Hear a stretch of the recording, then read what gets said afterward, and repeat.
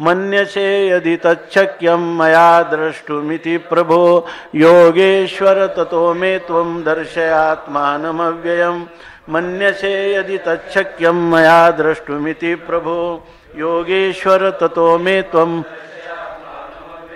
मन्यसे यदि तच्छक्यं मया द्रष्टुमिति प्रभो योगेश्वर ततो मे त्वं दर्शयात्मानमव्ययम् मन्यसे यदि तच्छक्यं मया द्रष्टुमिति प्रभो योगेश्वर ततो मे त्वं दर्शयात्मानमव्ययम्। पुण्य संत सम्राट माऊली विश्वरूप अध्यायाचा प्रारंभ करताना प्रास्ताविकाच्या स्वरूपात सांगतात की या अध्यायामध्ये गीता सरस्वती गुप्त आहे आणि 2 ओघ मूर्त आहेत। ते 2 ओघ म्हणजे अद्भुत आणि शांतरस। आणि शांताच्या घरा अद्भुत आला आहे पाहुणेरा आणि येराही रसा पांतिकरा मानू झाला। याचाच अर्थ ह्या सर्व रसांचा अवतरण काही ठिकाणी प्रामुख्याने तर काही ठिकाणी गौणी भावाने या ठिकाणी होणार आहे असं सांगितलं।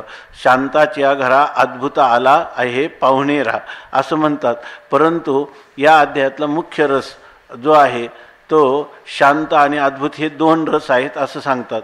परंतु आत्तापर्यंत जे आपण चिंतन केलं त्याच्यामध्ये शांत रसाचं अवतरण केलेलं आहे। आता पुढच्या 5व्या श्लोकापासून अद्भुत रसालाही प्रारंभ होतो, पण शांत रसाचा स्थायी भाव आहे वैराग्य आणि अद्भुत रसाचा स्थायी भाव आहे चमत्कृती। परंतु आत्तापर्यंत चमत्कृती नाही, या ठिकाणी केवळ सात्विक अशा प्रकारचं जे चिंतन आहे, म्हणजे सत्वगुणाला अनुसरून अंतकरणाच्या वृत्तीची योग्यता प्राप्त व्हावी अशा प्रकाराने हे निरूपण केलं की ज्याच्यामध्ये आपल्याला भगवान परमात्म्याला अर्जुन म्हणतो मदनुग्रहाय परमम गुह्यम अध्यात्म संज्ञितम। अर्जुनाने आत्तापर्यंत श्रवण केलेलं जे काही आहे त्याच्या संबंधाने तो पर्वचा देतो की भगवान तुम्ही माझ्यावर अनुग्रह करण्यासाठी जे काही ब्रह्मविद्या किंवा अध्यात्मविद्या विद्यानाम असं आपण म्हणतात किंवा वादाह प्रवदताम अहम असं म्हणतात, त्याचप्रमाणे त्याला अनुसरूनच आपण मला आत्तापर्यंत माझ्यावर अनुग्रह व्हावा म्हणून ज्याला अध्यात्म असं म्हणतात, आत्मानम अधिकृत्य, ज्याच्यामध्ये कोहम कथमिदम जातम को वै कर्तास्य विद्यते उपादानम किमस्तिह विचारो स्वयं ईदृशः, अशाच प्रकारचा विचार तुम्ही आत्तापर्यंत मला सांगितला आणि त्याचा परिणाम म्हणून यत्त्वया वचोस्तेन मोहयम विगतो मम, तुम्ही जे काही आत्तापर्यंत सांगितले तर तुमच्या वचनाने म्हणजे जे जे आपण श्रवण करत जातो त्याप्रमाणे त्या शब्दाचं जे काही टरफल आहे ते आहाच बोलाची वालिप फेडीजे मग ब्रह्माची याचे अंगा घडीजे, अशा प्रकाराने माझी अर्थाकार वृत्ती झाली आणि त्यामुळं माझ्या आत्तापर्यंत जीवनात असणारा जो अविवेक मोहवैचित्य ज्या विपरीत भावना संशय आता अंतकरणात राहिले नाही, ज्याला आपण म्हणतो संदेहाच्या सुटल्या गाठी झालो पोटी शीतळ, अशा प्रकारची अवस्था आपल्या अनुग्रहाने मला प्राप्त झाल्या। म्हणजे अगोदर अनुग्रह अनुनाम पश्चात गृह्णाती, अगोदर मी शिष्यस्तेहम शाधिमाम त्वाम प्रपन्नम असं म्हटलं आणि तुम्हीही लगेच त्याला अनुसरून असं माझं समाधान करण्याचा प्रयत्न केला आणि ते संवाद रूपाने आपला संवाद म्हणजे विचार मंथन, त्या विचार मंथनातून माझा निश्चय झाला आणि मला आत्मानात्मविवेक कळाला। आत्मा तो आत्मयाच्या ठाई देखिजे देचा धर्म देही ऐसे देखणे ते पाही आनाहती। अध्यारोपाच्या भाषेमध्ये सांगत असताना तुम्ही मला भवाप्ययौ हि भूतानाम श्रुतौ विस्तरशो मया, तो अध्यात्म समजून सांगत असताना वेदांत दृष्टीनं अध्यारोपापवादाभ्याम निष्प्रपंचोयम प्रपंचते, अध्यारोप आणि अपवादाच्या भाषेत निष्प्रपंच असणारं जे प्रत्यगात्मरूप ब्रह्म किंवा ब्रह्मरूप प्रत्यगात्मा त्याचं ऐक्य, जे ऐक्य स्वतःसिद्ध आहे, नित्य संचलेलं आहे, स्वयंप्रकाश आहे, ते आपले अनुभूती स्वरूप आहे, असं ऐक्य मला आपल्या कृपेने या ठिकाणी झालं। आणि हे सांगताना तुम्ही ह्या आत्मस्वरूपाचं विवर्त म्हणून असणारं हे जे जग आणि त्या जगाची उत्पत्ती आणि स्थिती किंवा त्याचा लय याविषयी जे विस्ताराने तुम्ही 7व्या अध्यायात 9व्या अध्यायात काही वर्णन केलं तेही मला चांगल्या प्रकारे बुद्धीवर आरूढ झालेलं आहे. त्याचं दार्ढ्य माझ्या बुद्धीमध्ये ठसावलेलं आहे. आणि याशिवाय तुम्ही आपलं जे काही अव्यय अविनाशी असणारं आणि महात्म्य तेच सांगितलेलं आहे. अविनाशी म्हणजे अनादी सनातन परंपरेनं भगवंताच्या यथार्थ स्वरूपाचा जो गरिमा महात्म्य तेही मला आपल्या मुखातून ऐकायला मिळालं. आणि याशिवाय एवं एतद् यथार्थत्वम आत्मानं परमेश्वर द्रष्टुमिच्छामि ते रूपम ऐश्वरम पुरुषोत्तम. एवं एतत् तुम्ही जे काही आता सांगितलं अर्थ तुम्ही जे म्हणालात निरूपण केलं ते सर्व अगदी तसंच आहे. तंतोतंत एवं एतत् हे असंच आहे. इदम इत्थम रूपाने माझी धारणा झालेली आहे.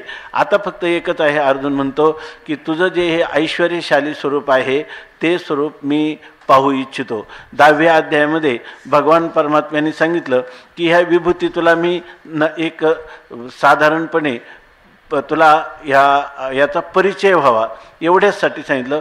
माझं खरं व्यापकत्व आहे हे सातिशय व्यापकत्व नसून ते निरतिशय व्यापकत्व आहे. म्हणून मला थोडक्यात सांगायचं झालं तर यद्यद विभूतिमत् सत्वम श्रीमदूर्जितमेव वा तत्तदेवावगच्छत्वम मम तेजंश संभवम. जे जे काही चांगलं असेल आपण म्हणतो दिव्यत्वाची जेथ प्रचिती तेथ कर माझे जुळती. या न्यायाने जे काही चांगल्या प्रकारचं माझं म्हणजे सत्सामान्य असणारं स्वरूप भक्त कल्याणासाठी किंवा साधूंच्या रक्षणासाठी ज्या वेळेला सगुण साकार स्वरूपाला मी प्राप्त होतो त्यावेळेला माझं हे विभूतिमत्व म्हणजे विशेष भवन हे प्रगट होतं. परंतु या ठिकाणी जिथं कुठं काही ऊर्जा विशेष असेल किंवा उत्साह विशेष असेल ते सुद्धा माझं स्वरूप आहे असं तू समज. या ठिकाणी मी ज्या 75 विभूती सांगितल्या एवढंच माझं स्वरूप नाही. दिसतो हात किंवा हे चतुर्भुज रूपात मी जे तुझ्या सारथी म्हणून ह्या रथावर विद्यमान आहे एवढंच माझं स्वरूप नाही. दिसतो हा तैसा नव्हे सर्व दिशा व्यापक असं माझं स्वरूप हे लक्षात घे.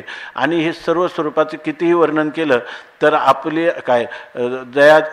रोमा किती जयाच्या तयाशी गणवती तैस्या माझ्या विभूती असंख्य मज अशा प्रकारची ही स्थिती आहे. म्हणून थोडक्यातच सांगायचं झालं तर उपसंहारामध्ये भगवान सांगतात अथवा बहुनैतेन किम ज्ञातेन तवार्जुन विष्टभ्याहमिदम कृष्ण मेकांशेन स्थितो जगत. आपण म्हणतो सभूमीम विश्वतो वृत्वा आत्यतिष्ठत दशांगुलम. या न्यायाने माझ्या एका अंशावर माया राहते आणि त्या मायेच्या एका अंशावर काय आकाश आहे. आकाशाच्या एका अंशावर वायू किंवा तशाच प्रमाणे पुढं असणारा अग्नी जल पृथ्वी हे सर्व अनंत ब्रह्मांड. हे अनंत ब्रह्मांडे उदरी हरी हा बालक नंदाघरी. म्हणजे त्याच्या ठिकाणी अनंत ब्रह्मांड माझ्या पोटामध्ये सामावलेले आहेत असं भगवान जेव्हा म्हणतात तेव्हा ते भगवंताचं असणारं ऐश्वर त्या विश्वरूपाचं ऐश्वर द्रष्टुमिच्छामि ते रूपम ऐश्वरम पुरुषोत्तम. 2 विशेषण संबोधन देतो. हे प्रभो असं विशेषण देतो. आणि दुसरं कोणतं पुरुषोत्तम.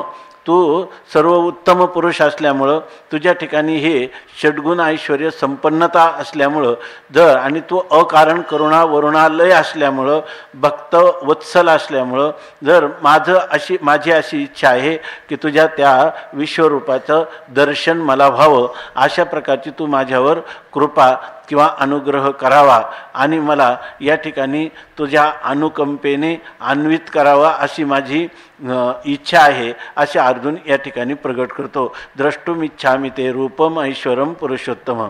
आणि त्यानंतर भगवंताला अर्जुन कोणत्या कोणत्या पद्धतीनं बोलतो याचं ज्ञानोबाराय अत्यंत रसभरीत अशा प्रकारचं वर्णन करतात. आणि करताना भगवंताचा असणारं जे वात्सल्य आहे किंवा अकारण करुणा वरुणा लय असा त्याचा जो मूळचा स्वभाव आहे त्या स्वभावाचं वर्णन करतात किंवा स्तुती करतात. आणि तू जर इतका दयाघन असशील आणि भक्ताच्या इच्छा पुरवणारा असतील तर माझी इच्छा तू निश्चितच पूर्ण करशील असा आत्मविश्वास ठेवून अर्जुन भगवंताशी संवाद करतो. तो या श्लोकामध्ये की काय मन्यसे यदि तच्छक्यम मया द्रष्टुमिति प्रभो ततो योगेश्वर ततो मे त्वं दर्शय आत्मानम अव्ययम. आत्मानम अव्ययम म्हणजे अविनाशी असणाऱ्या आपल्या आत्मस्वरूपाला म्हणजे तुझ्या विश्वस्वरूपाला तू मला दाखव. परंतु हे दाखवण्यासाठी माझा अधिकार आहे की नाही हे मला कळत नाही. कारण सरोगू काय जाणे निदान रोगाचे. त्या रोगग्रस्त पुरुषाला हा रोग कोणत्या अपथ्याचरण केल्यामुळं प्राप्त झालेला आहे, कोणता रोग प्राप्त झालेला आहे, त्याच्यामध्ये वातपित्त किंवा रसरक्तादी कोणत्या धातूचं वैषम्य निर्माण झालेलं आहे आणि याची चिकित्सा कोणत्या प्रकाराने करावी, हा रोग सुसाध्य आहे का कृच्छ्रसाध्य आहे का असाध्य आहे, त्याचा निर्माता कोण त्याचा निराकरण करता कोण आहे हे त्याला कळत नाही. म्हणून तो फक्त एकच काम करतो, व्याधी पिढीला धावे वैद्याच्या घरा रोगाच्या परिहारा आपुलिया. त्याप्रमाणे मी सुद्धा तुला अनन्य शरणागत झालेला आहे. मी सुरुवातीला सांगितलं की कार्पण्य दोषोपहत स्वभाव पृच्छामि त्वाम धर्म सम्मूढ चेता यच्छ्रेयस्यान् निश्चितं ब्रूहि तन्मे शिष्यस्तेयम शाधी माम त्वाम प्रपन्नम. या न्यायाने मी तुला शरणागत झालेला आहे आणि माझ्या अंतकरणात तुझ्याच मुखातून निसृत झालेले हे जे शब्द किंवा सिद्धांत त्याच्यातून मला जे काही ऐश्वर्याने संपन्न असणारं तुझं जे विश्वरूप आहे ते जर पाहण्याची मन्यसे यदि तत्शक्यम मी पाहणं हे शक्य आहे असं जर तुला वाटत असेल तर मग मला तुझ्या त्या अविनाशी अशा विश्वरूप व्यापक रूपाचं मला दर्शन करण्याची इच्छा आहे असं अर्जुन म्हणतो. त्याविषयी माऊली चिंतन सांगतात. त्याच्यामध्ये आपण 105 ओळीपर्यंत आलो. मागं सांगितलं ऐसा वनवासी या सकळा देता एकचितू धसाळा पुत्रा आळविता अजामिळा आपण पे देशी. भगवंताचं वर्णन करताना अर्जुन म्हणतो की हे परमात्मा, त्याला एक संबोधन देतो, धसाळ आहेस म्हणजे तो धसाळ म्हणजे आडानी मोघम अविचारी अशा प्रकारचं आहे. भगवंताला अविचारी म्हणताना या ठिकाणी हे अलंकारिक भाषेत म्हणतो. म्हणजे त्याला कोणता अलंकार म्हणतात, त्याला व्याजस्तुती अलंकार. दिसायला हे निंदेचे शब्द दिसतात, भगवंताला अर्जुन अविचारी म्हणतो, परंतु त्याचा अर्थ अविचारी नाही. भगवान कसा आहे की देताना कोणी लहान मोठं आप पर भाव ठेवीत नाही. भगवान जर एकदा आपला जो भक्त आहे त्या भक्ताची इच्छा पूर्ण करण्यासाठी भगवान स्वतःची इतका उतावीळ झालेला असतो की त्याचा अधिकार पण पाहत नाही. अर्जुनाला हेच सांगायचं आहे की माझा अधिकार कमी असला तरीसुद्धा भगवान परमात्मा तू माझ्या अधिकाराचा विचार करू नको. अनन्य शरणागत अशा माझी इच्छा पूर्ण करताना तू कोणत्याही प्रकारचा विचार करणार नाही. म्हणून या ठिकाणी मी ह्या अनधिकार चेष्टा करतो असं नाही, परंतु तू मात्र असं आहे की तुझ्या ठिकाणी कोणताही ज्येष्ठ कनिष्ठ भाव नाही, आप पर भाव नाही. शरण आलियाचे न विचारी गुणदोष, शरणागताच्या गुणदोषांचा तू विचार करत नाही असा तू आहेस. म्हणून म्हणतात देता एकचितो धसाळा. तुला फक्त काय पाहिजे, वनवासी.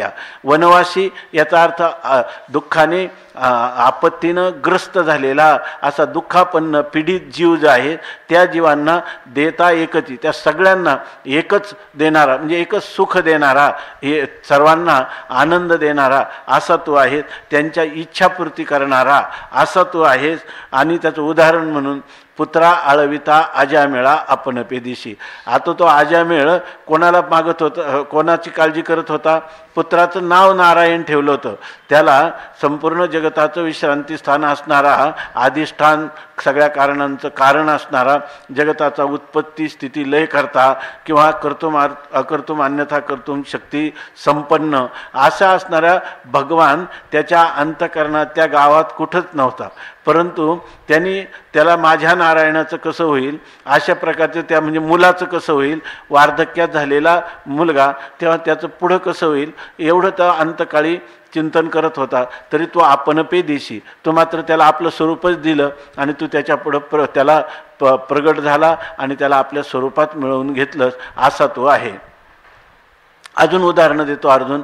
जेने उरी हानितला अशी पापरा, तयाचा चरणो वाहसी दातारा. अजूनी वैरियांच्या कलेवरा, वैरियाच्या कलेवरा विसंबसीना. जेने उरी पापरा हानितलाशी, जेने म्हणजे ज्याने, ज्याने म्हणजे ह्या भृगु ऋषींनी. भगवंता सगळ्या देवतांमध्ये श्रेष्ठ देवता कोण याची परीक्षा करताना त्या भृगु ऋषींनी पापरा म्हणजे लात मारली. आणि तयाचा हे दातारा, तयाचा चरणो आशी. दातारा म्हणजे तू काय आहे, दानशूर असं आहे की तुझा ऐसा कोणी न देखे उदार, काय अभय दान, तुझा ऐसा कोणी न देखे उदार अभय दानशूर पांडुरंगा. कोणालाही अभय देण्याच्या बाबतीत तू इतका दातार, इतका दानशूर आहेस की त्याने तुझ्या छातीमध्ये लात मारली, लत्ता प्रहार केला, आणि तरीसुद्धा तू काय केलं, तयाचा चरणो आशी. त्याचं भगवंताची जी खून आहे ती म्हणजे काय आहे, भृगु ऋषीच्या काय सुख धरिले लातेचे त्याने मारले. आणि त्याच्यात भगवंताला इतकं वाटलं, इतकंच नाही तर त्यांनी सांगितलं का जो कौस्तुभ बनी तो फेडोनी कौस्तुभ घेतला हाती. त्या मी आ लक्ष्मी डाळवलोनी परवती, फेडोनी कौस्तुभ घेतला हाती. मग ओढविली वाखती चरण, मग ओढविली ना वक्षस्थळाची वाखती चरणरजा. आपल्या अजूनही पाऊलाची मुद्रा, मी हृदयी वाहे गा सुभद्रा. आई आपुलिया दैव समुद्रा जतने लागी. भगवंताला सगळ्यात मोठं भाग्य कोणतं आहे, भृगूच्या लाथा आपल्या वक्षस्थलावर धारण केली आहे म्हणून. हे जे भागवतामध्ये नाथ महाराजांनी वर्णन केलं की भृगु ऋषीची जी लात आहे ती परमात्म्याने आपल्या छातीवर जी कायमची धारण केलेली आहे, तर त्याचा उपयोग काय होतो, तर त्यांनी सांगितलं ज्या 4 मुक्ती आहे, सलोकता, समीपता, स्वरूपता आणि सायुज्यता. ह्या 4 मुक्तीपैकी स्वरूपता, सलोकता आणि समीपता या समजतात. पण भगवान जर आपल्या स्वरूपातच मिळून घेतो भक्ताला, तर त्याच्यामध्ये त्यांनी सांगितलं की ज्या वेळेला त्या हा भक्त जो आहे तो सगळीकडे पाहतो, सगळी चतुर्भुज रूपं दिसतात, सगळी या कोणत्या याच्यामध्ये स्वरूपतेमध्ये सगळे सारखेच बघता. आता भगवान विष्णू कोणता आहे हे ओळखायला काही खूण नाही. म्हणून त्यांनी सांगितलं ना, नामदेवरायांचा एक अभंग आहे, वैजयंती माळ गळा श्रीवत्स लांछन, विष्णुदासन आमा येणे दाविली खून. वाळू मी गेले माये गेले द्वारके, जिकडे पाहे तिकडे चतुर्भुज सारिखे. वाळू मी गेले माये शारंग धरा, जिकडे पाहे तिकडे चतुर्भुज परिवारा. मग लाजले गे माये आता कोणा वाळू, काय जिकडे पाहे तिकडे चतुर्भुज गोपाळू. अशी ती आईसाहेबांची अवस्था झाली. आणि त्यावेळेला नामदेवरायांनी खून काय सांगितली, वैजयंती माळा आणि गळा आपले श्रीवत्स लांछन. भगवंताची खून ही आहे की जसं आपण म्हणतो की जीवनमुक्त पुरुष किती झाला तरीसुद्धा त्याला जगताची उत्पत्तीची स्थिती लयाचं ह्या उपाधिभेदामुळं त्याला सामर्थ्य येत नाही. तसं भगवानच्या जरी तुम्ही स्वरूपता मुक्तीला प्राप्त झाले तरी ही श्रीवत्स लांछन हे तुम्हाला मिळत नाही. अशा प्रकारचा असणारा परमात्मा, तो परमात्मा तयाचा चरणो आशी दाताराम. हां हा हृदयी श्रीवत्स लांछन, मिरवी भक्तांचे भूषण, नाही तयाचा शिन, सुख धरिले लातेचे, असं त्याचं वर्णन केलेलं आहे. अजून माऊली सांगतात जी भृगूचा कैसा अपकारो, तो मानवनी प्रिय उपचारू. त्याचा अपकार आहे पण त्यांनी काय वाटलं आपल्या प्रिय पुरुषाने केलेला आपला सत्कार आहे असं भगवान मानतात. हां काय त्या तोषेची ना शारंग धरू, हा काय तोषेची ना शारंग धरू गुरुत्वाशी, असं माऊलीनेच वर्णन केलेलं आहे. तर असा असणारा हे भगवान परमात्मा तो अजूनही वैरी यांच्या कलेवरा विसंबीचा. त्या शंकाचोरांनी वेद चोरले, त्याचं मारलं, परंतु त्याच्या अस्थि जे आहे, अस्थि हा अपवित्र भाग आहे, पण भगवंतानी अजूनही वैरी यांच्या कलेवरा शंखरूपाने त्या शंखासुराचं कलेवर म्हणजे शरीर तो विसंबशीना, त्याला कधीच विसरत नाही. भगवंताजवळ काय ही जी आयुध आहे त्याच्यापैकी शंख आहे की नाही, शंख चक्र गदा पद्म हे धारण केलेले आहे. तर ते वैर्याचं शरीर आहे आणि कोणाचंही वैर्याचं आहे, परंतु तू त्याला विसंबशीना, तू त्याला देखील कधी विसरत नाहीस. आयसा अपकारिया तुझा उपकारू तो अपात्रीही परी उदारू दे दान मनोनी दारवंटे करू झाला शिबळीचा. आता हे सगळ्या भागवतामध्ये आलेल्या कथा आहेत. तर त्याच्यामध्ये आयसा अपकारिया तुझा उपकारू, जे लोक तुझ्यावर अपकार करतात त्याच्यावर तू काय करतोस, अशा प्रकारचा उपकार करतोस. आणि उपकार करत असताना त्या पुरुषाची पात्रता किंवा अधिकार योग्यता आहे की नाही हे तू पाहत नाहीस. अपात्रीही, अपात्र जरी असले तरी जे भगवंताचं हे सर्वात महत्त्वाचं आहे. की एकदा आहे ना आपले निकम बाबा होते, तर अशी काही घटना घडली की आम्ही एकदम निराश झालो. आणि मग ते निकम बाबा फिरत फिरत आमच्या खोलीवर आले. तर ते म्हणे काय आज तुमचा चेहरा बदलला आहे. तर मी म्हटलं काही नाही, लोक फार त्रासदायक आहे असं. तर ते म्हणे काय त्रास झाला. तर मी त्यांना एक घटना सांगितली की अपकाराची आपलं उपकाराची फेड अपकाराने लोक कसं करतात. ते म्हणे अरे अजून नाही, अजून तुम्ही नवीनच आळंदीला आलेले. मी माझ्या मालिकेवर लिहून घेतलं ते त्यांचं वाक्य. तर त्यांनी सांगितलं की काय हे जर तुम्हाला समाधान पाहिजे असेल ना तर हे कायमचं ध्यानात ठेवा म्हणे. काय की अपकार विसरावेत आणि उपकार जाणावेत, असं त्यांनी एक वाक्य सांगितलं होतं. अपकार विसरून जायचं आणि उपकार जाणत. कारण हा स्वभाव कोणाचा आहे, भगवान परमात्म्याचाच आहे. अपकार्या तुझा उपकारू आणि तो अपात्रीही परी उदारू. एखादा मनुष्य किती अपात्र असला तरी तो तुझे अवदार्य जाणो स्वतंत्र, देताना मनसी पात्रा पात्र. आणि काय कैवल्य आयुष्य पवित्र वैर्याही दिदले, हा तुझा स्वभाव आहे. आपण सांगतो ना की त्या विंचवाने त्या साधूला किती वेळा नांगी मारली तरी साधू त्याला पुन्हा काढतो. कारण तो म्हणतो जर विंचवा आपला स्वभाव सोडत नाही तर मी माझा स्वभाव कसा सोडू. याचा अर्थ अपकारी जर आपला स्वभाव सोडत नसेल तर साधू किंवा परमात्मा हा इतका उदार आहे की अपकार्याला सुद्धा काय करतो, उपकार करतो. आणि अपात्रीही परी उदारू, एखादा अधिकारी नसला तरी त्याच्याविषयी त्याचं औदार्य तसंच राहतं.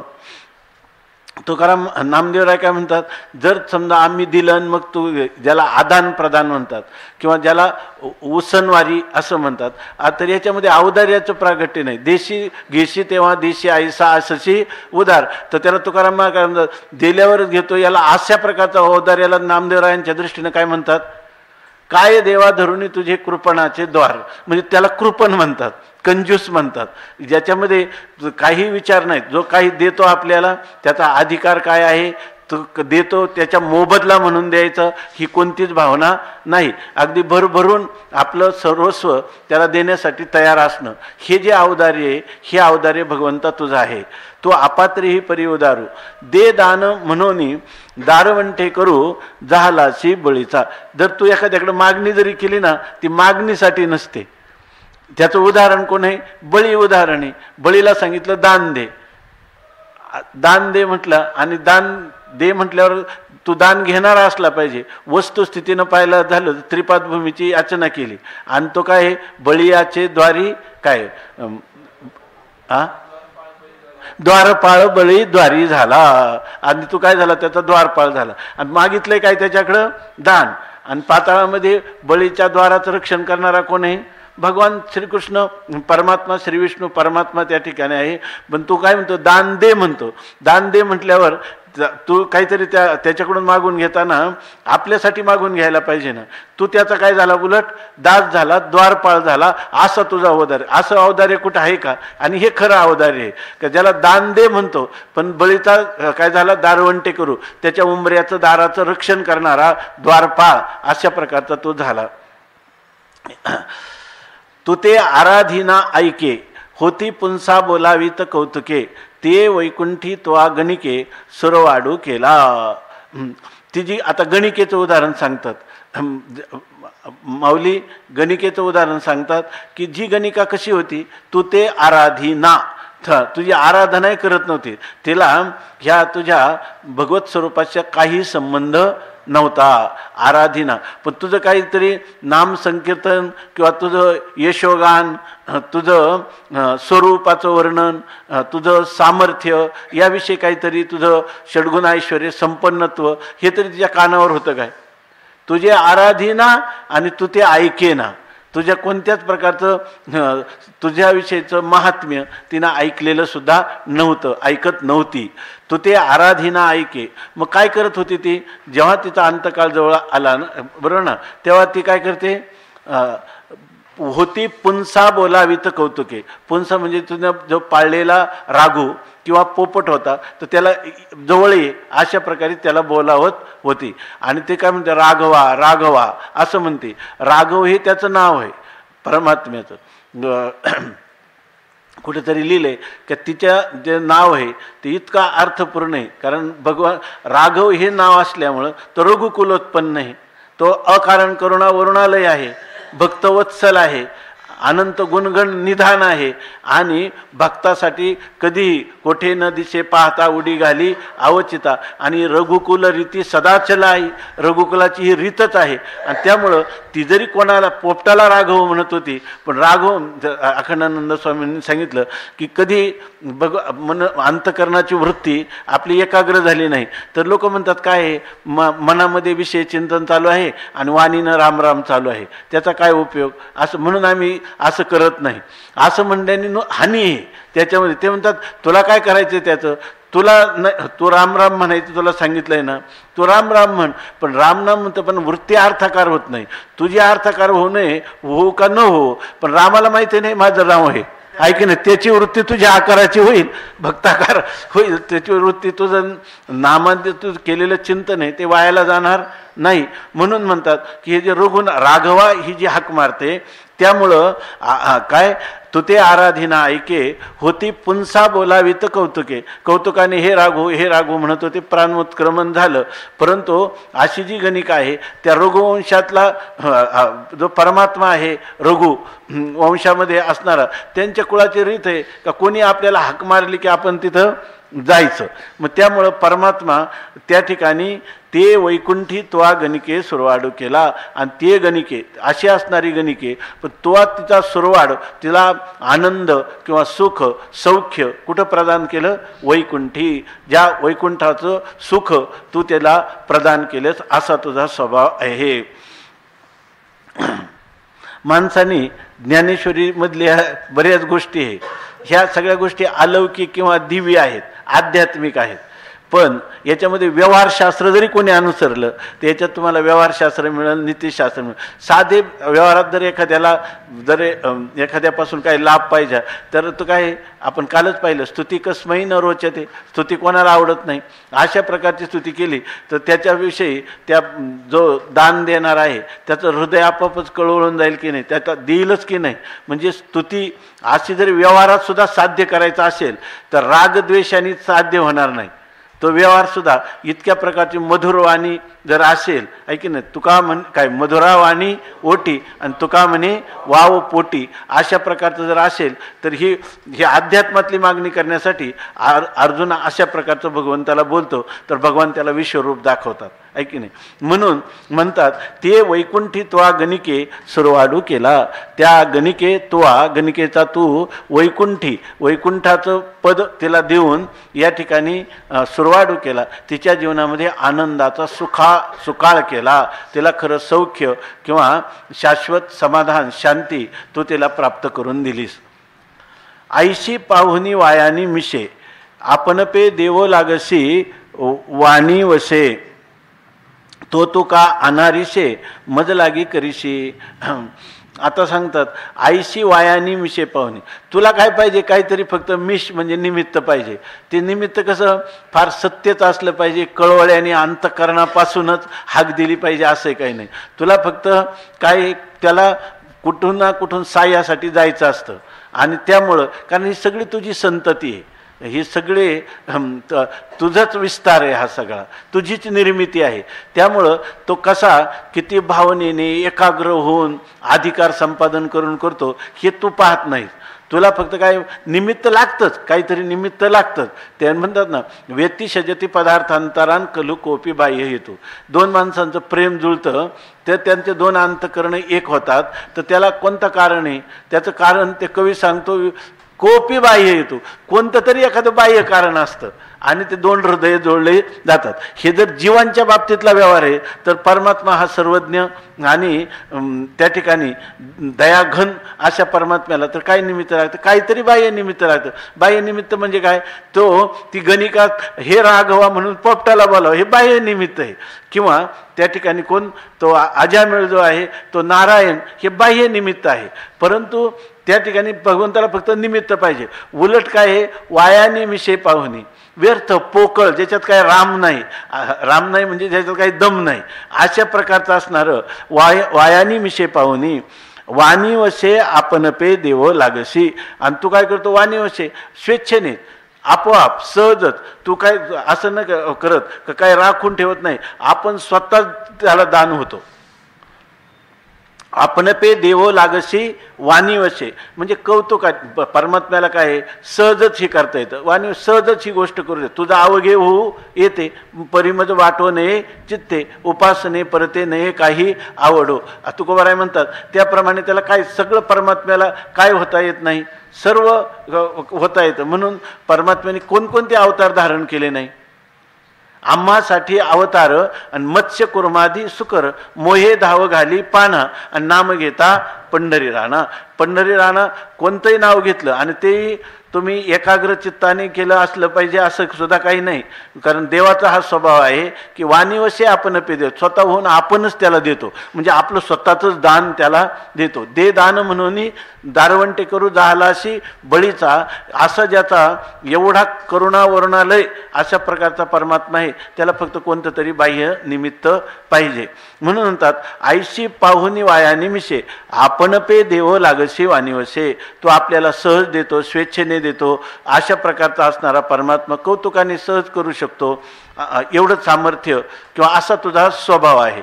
मग आता अर्जुन आपल्या मूळ विषयावर येतो. एवढं कशासाठी चाललं तर ध्रुवपदी आहे तो का अनारसी मज लागी करीशी. आता असा तू जर आहे तर माझं जे विश्वरूप पाहण्याची इच्छा होते तुम्हाला मज लागी, माझ्यासाठी अनारीशे, अन्यथा काय करशील का? ह्या बाकीच्यांना केलं पण तुला नाही, तू माझ्यासाठी सुद्धा तू हेच करशील. मला तुझा अनुभव आहे. काय ज्ञानोबाराय वर्णन करतात की तो ऋषे तरी काय कोपे की निवांतोस आहे आणि ऋषे तरी बुधावीत जाय, नवल पिशे लागले आहे पार्थाचे देवा. या ठिकाणी अर्जुनाचं तर माझं तर तुला वेडच लागलेलं आहे. तुम्ही विश्वरूप दाखव म्हटल्यावर तुला विश्वरूप दाखवणार नाही असं तू म्हणशील का? अनारीशे, अन्यथा तू कधीच करणार नाही. मी म्हटलं तर तुम्हाला विश्वरूप दर्शन करून देणारच असं. अजूनही देवाला किती उदाहरणं, एवढं की सर्वज्ञ सर्वशक्तिमान परमात्म्याला अर्जुन एवढी उदाहरणं सांगतो. देवा पण आवडीनं ऐकूनच घेतो आहे की नाही. अजून म्हणतो हागा दुभतयाचे नि पवाडे, जे जगाचे फेडी साकडे, ते कामधेनूचे पाडे, काय भुकेले ठाती. हागा आणि हे परमात्मन दुभतयाचे नि पवाडे, गाई दुभती असते म्हणजे दूध देणारी आहे, पण दूध देण्याचा पवाडा म्हणजे तिच्या ठिकाणी सामर्थ्य आहे. सामर्थ्य म्हणजे कोणती दूध देणारी? आपली ही लौकिकातली जी धेनू किंवा गाय, ती दूध दिलं तरी अशी काही आमाप दूध देऊ शकत नाही. इथं उदाहरण दिले कोणती गाय? कामधेनू. म्हणून म्हणतात काम, कारण पुढे लिहिले ना कामधेनूचे नि पाडे, म्हणून ही गाय कोणती? कामधेनू. दुभतयाचे नि पवाडे, दूध देण्याचं जे सामर्थ्य आहे त्यामुळं जे जगाचे साकडे फेडी जे संपूर्ण जगाचं काय करते? साकडं फेडते म्हणजे संकट घालवते, म्हणजे दुधाचा दुष्काळ निवारण करते. सगळं कितीही जरी दुधाचं दुष्काळ असेल तरी तुम्हाला त्या ठिकाणी कधी जाणवणार नाही. कारण काय? कामधेनू आहे. कामधेनू कल्पतरू चिंतामणी, आवडीची धणी पुरविती. आवडीच्या वस्तू धणी भरपूर तुम्हाला तृप्ती होईपर्यंत ते पुरतं. तिथं कधी आलम भावना करायची गरज नाही. एवढं ते संपूर्ण जगाला एकाच वेळी दूध पुरवण्याचं सामर्थ्य ते कामधेनूच्या ठिकाणी आहे. आणि मग काय झालं म्हणे? ते कामधेनूचे पाडे काय भुकेले ठाती. आणि म्हणे ते कामधेनूचं पाडं म्हणजे वासरू किंवा गोरा, आणि तो म्हणे भुकेलाच राहिला. सगळं जगाला दुधाने म्हणजे दुधाने परिपूर्ण इतकं दूध देण्याचं सामर्थ्य आहे. सगळ्या जगाला तृप्त करते. आणि म्हणजे काय झालं, आज तिचं वासरूच उपाशी राहिलं. ते म्हणणं कसं होईल? कामधेनूचे पाडे काय भुकेले ठाती. आक्षेपार्थाने अर्जुन विचारतो की कामधेनूचं पाडस किंवा ते त्याचं वासरू ते काय भुकेले ठाती, भुकेलं राहील काय? अर्थात अर्जुनाला बेदेव काय, कामधेनूचं पाड, माझा मुलगा, इतरांना मी सगळ्यांना दूध देते, ते आणि माझं वासरू, आणि ते उपाशी राहील काय? उपाशी राहू शकणार नाही. ही मागण्याची पद्धती. असं जर जगामध्ये आदान प्रदान झालं, व्यवहार, आपलं हे चिंतन याच्यासाठी चाललंय, व्यवहारात असं चाललं, जर कोणत्याही श्रीमंताकडं एखादा गरीब गेला आणि अशी स्तुती जर शिकला, आपल्या साहित्यामध्ये काव्यामध्ये भरपूर अशा प्रकारचे प्रसंग कालिदासाच्या याच्यात दिलेले, भोजराजाच्या याच्यात, तर अशा प्रकारे केलं तर काही कोणत्या मनुष्याला गेला आणि रिकाम्या हाताने आला असं कधी होणार नाही. त्याला सासूबाई कधीच म्हणणार नाही का दूध न म्हणण्याचा अधिकार माझा आहे. देवासारखं कधी होणार नाही. म्हणून अर्जुन म्हणतो, म्हणून मिया जे विनविले काही ते देव न दाखविती हे किरण नाही, परी देखावया लागी देई पात्रता मद म्हणवनी. अशा प्रकारची स्थिती आहे. म्हणजे कामधेनूच्या वत्सासारखा मी आहे. आणि मिया जे विनविले काही विनविले, मी जी कोणकोणतीही विनवणी करीन, म्हणजे मी कोणतीही गोष्ट मला प्राप्त व्हावी, माझ्या अंतःकरणात उत्कट निर्माण झालेली जी इच्छा, हव्यास, आणि त्या हव्यासाच्या पोटी आणि मी जर तुझी काही विनवणी केली आणि ते देव न दाखविती, आणि देवाने ते मला दाखवलं नाही, आम्ही जी इच्छा केली आणि ती इच्छा देवाने पुरवलेली नाही, हे कीर नाही. हे कीर म्हणजे अगदी निश्चयपूर्वक असं घडणं कधीही शक्य नाही. म्हणजे आम्ही इच्छा केली की ती इच्छेची पूर्तीही तुझ्याद्वारा होणारच. आम्ही तुझं वत्स आहोत, तू आमची कामधेनू गाय आहे. परंतु म्हणतात, पण तरीसुद्धा देवा तुला थोडंसं सूचना देणं आवश्यक आहे. आणि ती सूचना एक, अर्जुन अगोदर सावधगिरीनं देता, देव तर एवढी सावधगिरीची सूचना ज्ञानोबारायांनी देऊनही त्या देवाला आठवण राहिलीच नाही. म्हणून तिथं सुद्धा म्हणतात की बोलत बोलत धसाळ गेलो. म्हणजे अर्जुनाचा जो धसाळ शब्द आहे तो भगवंतानी मान्य केलेला आहे, की नाही? तो देता एकची तो धसाळा म्हणतो. आणि तिथं भगवंताला, कारण इतक्या वेळा अर्जुन पुन्हा पुन्हा कशासाठी सांगतो, अर्जुन भगवंताची स्तुती विश्वरूप पाहण्यासाठी करतो. परंतु तो मन्यसे यदि तत्शक्यम मया द्रष्टुमिति प्रभो ततो मे ततो योगेश्वर ततो मे त्वम दर्शे आत्मानम व्ययम, असं त्याला सांगतो. तरी भगवान विसरला, आहे की नाही? की एक भगवंताचं विसरणं, सर्वज्ञत्वावर जे काही आच्छादन झाले, कशामुळं झालं बरं? प्रेमामुळे झालं. हे काय भगवंताचं सर्वज्ञत्व कुठं हरवलं नाही झालं, हे प्रेमाने आच्छादन केलं, ते अज्ञानाने आवृत्त झालं नाही, नाही का? परी म्हणून मिया जे विनविले काही ते देव न दाखविती हे किरण नाही, परी देखावया लागी देई पात्रता मज. परंतु हे विश्वरूप पाहायचं असेल तर काय कर, मला त्याची पात्रता, योग्यता, अधिकार मला तू दे. हे अर्जुन देवाला पुन्हा पुन्हा सांगत आहे. म्हणजे आता परवा आपण चिंतन केलं होतं, विश्वरूप दर्शन अर्जुन ज्ञानाच्या अंगाने पाहू इच्छितो का? या ठिकाणी अर्जुनाला आपण एक दिवस चिंतन केलं, हे ज्ञानाच्या अंगाने आहे का त्याला भगवंताचा शक्तिपातच पाहिजे? शक्तिपात अपेक्षित आहे. दिव्यम ददामी ते चक्षु पश्यमे योगमैश्वरम, याचा अर्थ हे अलौकिक चर्मदृष्टीने पाहू इच्छितो का ज्ञानदृष्टीने पाहू इच्छितो? नाही. त्या ठिकाणी केवळ भावनेच्या दृष्टीने पाहू इच्छितो का भगवंताच्या ठिकाणी एवढी अलौकिक अशा प्रकारची शक्ती आहे, सामर्थ्य आहे की तो मला अशा प्रकारचा शक्तिपात करून हे अलौकिक असं हे विश्वरूप दर्शन मला करून देईल. योगी अरविंदांनी वगैरे अशा प्रकारचं चिंतन केलेलं आहे. ते चिंतन हे विशिष्ट अद्वैताला अनुसरून. पण असं आहे की विश्वरूपाचं दर्शन कोणी चांगलं बघा, विश्वरूप दर्शन जे आहे, जर हे अर्जुनाला विशिष्ट अद्वैताच्या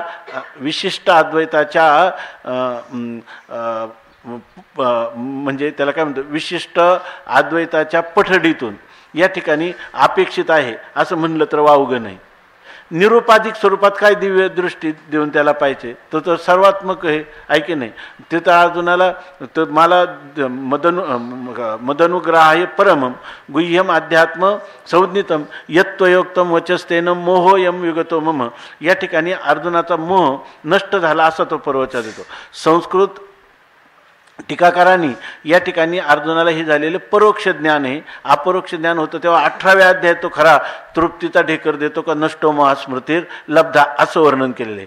पण ज्ञानेश्वर महाराजांचा असणारा जो अर्जुन आहे तो या ठिकाणी अविवेक त्याचा राहिलाय का अविवेक गेलाय. सहकुटुंब सहपरिवारी तिथे गेला म्हटला, पण ज्ञानोबरायांचा या ठिकाणी सहकुटुंब सहपरिवारीच गेलेला आहे ना. त्यामुळे हे जे दर्शन आहे तू मला साक्षात ह्या विश्वरूपाचं एकदा दर्शन देऊन हे अलौकिक दिव्यता तुझी मला प्रगट करावी अशाच आशयाने ते म्हटले. मग आता हे जे दर्शन आहे हे निरुपाधिक दर्शन आहे का, निर्विशेष आहे का, काही सविशेषच आहे. जर याला सोपाधिक किंवा सविशेष म्हटलं तरी खरं पाहिलं तर ते विशिष्ट अद्वैताच्याच अंगाने ही अनुभूती आहे. रामानुजाचार्यांनी हे जे भाष्य लिहिले रामानुज भाष्य त्याच्यामध्ये त्यांचं हे सर्व विशिष्ट अद्वैताला अनुसरूनच हे सांगितले. तुम्ही नाव उपाधी द्या किंवा विशेषण द्या, वेदांतामध्ये बऱ्याच ठिकाणी दिलं सविशेष परमात्मा किंवा सोपाधिक परमात्मा, आणि सांगताना काही स्वरूप जवळजवळ त्याचं एकच आहे. इथं उपाधी आहे तिथं विशेषण आहे. पण दर्शन करताना त्याचं उपाधीला धरून केलं काय आणि विशेषाला धरून केलं काय, निरुपाधिक किंवा निर्विशेष स्वरूपाचं वर्णन झालं का ते, आणि ते वर्णन करता येतं का. तिथं अनुभव्य अनुभवक अशा प्रकारचं आहे का, काही द्वैतच नाही त्रिपुटीच नाही. आता हे दर्शन जे करतं हे त्रिपुटीतलं दर्शन आहे, ऐक ना, त्रिपुटीतलं दर्शन आहे म्हणून याला सविशेष म्हणायला सुद्धा काही हरकत नाही. बघा, परी देखावया लागी दे पात्रता मज, मला हे पाहण्यासाठी लागणारी योग्यता तू दे. तुझे विश्वरूप आकळे ऐसे जरी जानसी माझे डोळे, तरी आरतीचे डोहळे पुरवी देवा. तर अर्जुनाची इच्छा सांगतो, तुझे विश्वरूप आकळे, तुझ्या सर्व विश्वरूप मला आकळलं जाईल. आकळलं जाईल म्हणजे असमंतात कळलं जाईल. तुझ्या विश्वरूपाचं मला यथार्थ दर्शन होईल, विश्वरूप तुझं यथार्थ पाहता येईल. परंतु हे पाहण्यासाठी कोणी डोळ्यांनी पाहावं लागतं.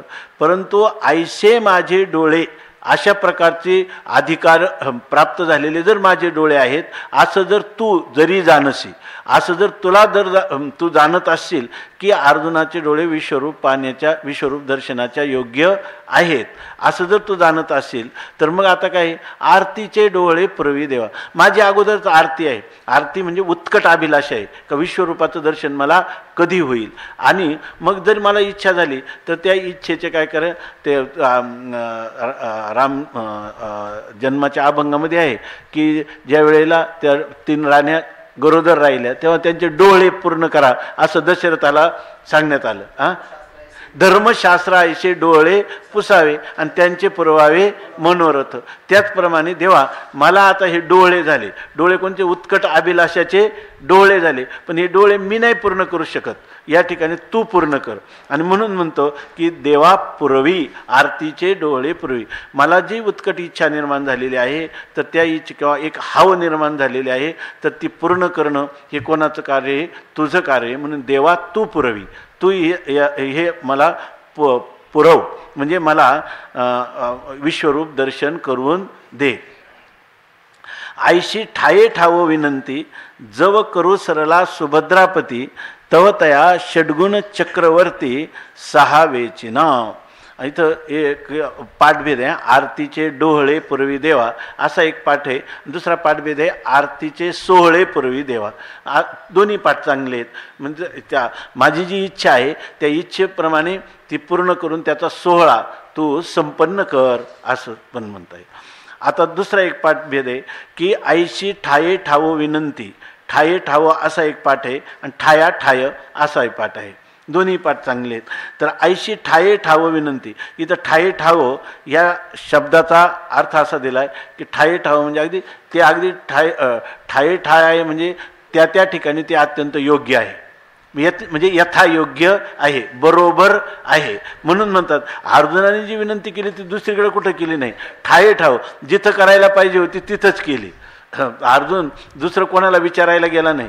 जो परमात्माच विश्वरूप आहे तोच त्यांनीच पाठीमागे सांगितलं काय, एकांशेन स्थितो अथवा बहुनैतेन किम ज्ञातेन तवार्जुन विष्टभ्यहमिदम कृष्ण मेकांशेन स्थितो जगत. हा कोण म्हणतो? परमात्मा. आणि अर्जुनाने विनंती कोणाला केली? परमात्म्यालाच केली. त्यामुळे ते ठाये ठाव किंवा ठाय ठाय ठाया ठाय म्हणजे जो योग्य असं ठिकाण आहे त्याच ठिकाणी ठाया ठाय आणि ठाया ठाव अर्थ दोन्हींचाही काय होतो? एकच होतो. तसं ते म्हणतात की ऐशी ठाये ठाव विनंती, अशी यथायोग्य विनंती जव सुभद्रापती करू सरला. त्या ठिकाणी सुभद्रापती म्हणजे अर्जुन.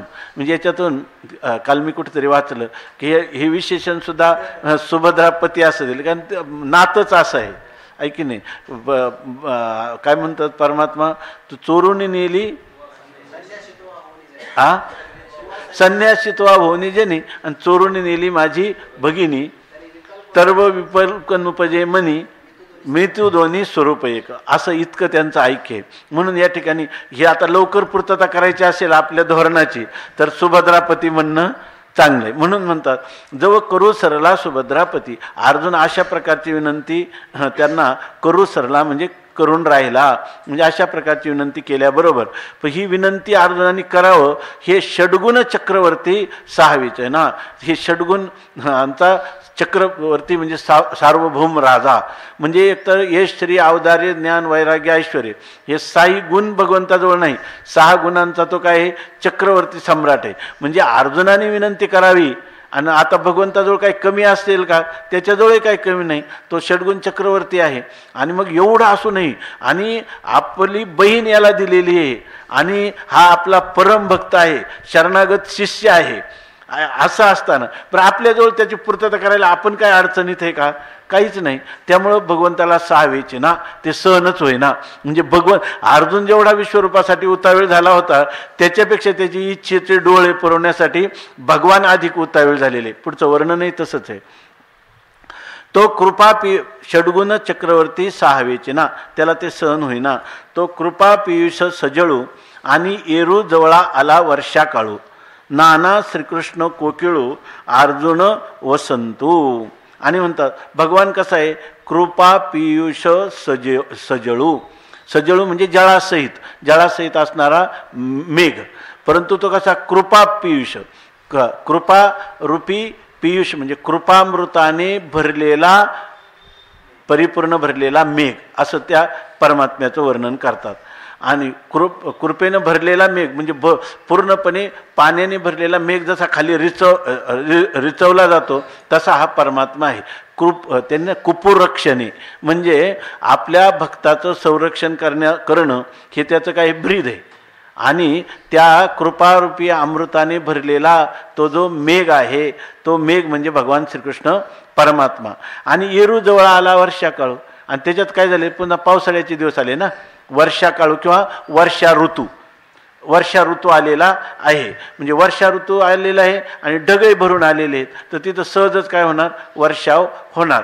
तसं म्हणतात इथं जवळी आला वर्षा काळू. वर्षाकाळ जवळ आला म्हणजे इथं वर्षाकाल कोणता? वर्षा ऋतू म्हणजे कोण आहे? अर्जुन आहे. वर्षा ऋतू अर्जुन आहे आणि मेघ कोण आहे? परमात्मा आहे.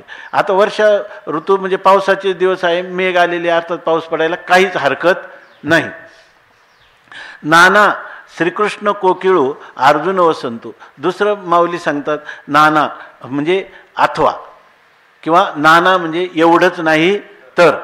या ठिकाणी श्रीकृष्ण कोकिळू, श्रीकृष्ण परमात्मा हे कोण आहेत? कोकिळ आहेत. आणि अर्जुन वसंतू आणि अर्जुन काय आहे? वसंत ऋतू आहे. कोकिळेचं गायन कधी येतं? वसंत ऋतू आला की मग तिला कंठ फुटतो. तसंच या ठिकाणी अर्जुन म्हणजे वसंत रूपाने आलेला आहे आणि त्यामुळं भगवान जे आहे त्याला विश्वरूप दाखवण्याला आता काहीच त्यांना हरकत नाही, कारण तो कोण आहे? कोकिळ आहे. भगवान परमात्मा कोकिळ आहेत आणि अर्जुन वसंत ऋतूच्या रीतीने आले. भगवान परमात्मा सजल मेघ आहेत आणि अर्जुन कोण आहे? वर्षा ऋतू आहे असं सांगतं. ना तरी चंद्रबिंब वाटळे देखोनी क्षीरसागर उचंबळे तैसे दुनेही वरे प्रेम बळे उल्लसितो झाला. उद्या पुंडली कवरदा हरी विठ्ठल. श्री ज्ञानदेव तुकाराम ज्ञानेश्वर महाराज की जय. हा म्हणून सहजे सुनिळ कृपामृते सजळ तो ओळलासे श्री गोपाळ महामेघ असं वर्णन केलं. ह्याच अध्याय ते दुसऱ्या, हा दुसऱ्या अध्यायात.